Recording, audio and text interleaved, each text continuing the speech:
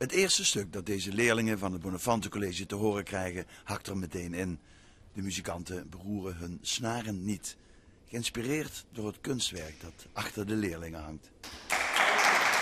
Dat je volledig verwacht dat er nu iets gaat komen en dat er iets met een kunstwerk te maken heeft en dan is het gewoon niks.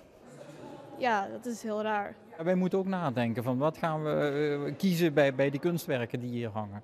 Dus het houdt ons ook een beetje scherp. Een notenbalk, zonder noten.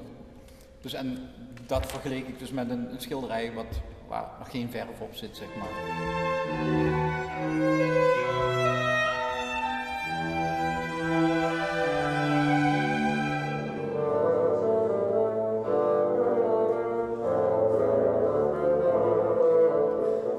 Bij muziekles in de klas heb je niet zoveel emotie, hier wel, weet je. Dus dat vind ik wel mooi.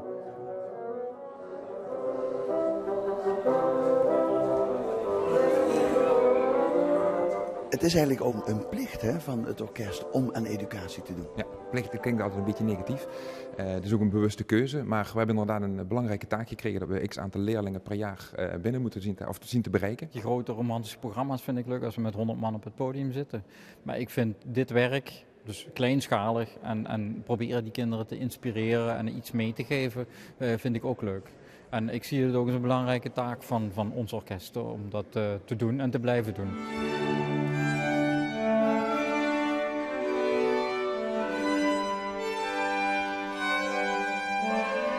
Met de planning van het jaar bleek inderdaad dat heel veel projecten, en met name de kleinschaligere projecten waarbij ensembles op locatie spelen, in die maand maart gepland konden en moesten worden. We zijn er wel heel trots op dat we deze maand zeker meer dan 6000 leerlingen kunnen bereiken. Heb je iets geleerd vandaag? Dat het niet alleen gaat om het beeld dat je creëert, maar ook het gevoel dat je erbij hebt. Ik vond het leuk. Het was heel verrassend. Totaal anders dan wat ik me ervan had voorgesteld. Ja, wel in een goede manier.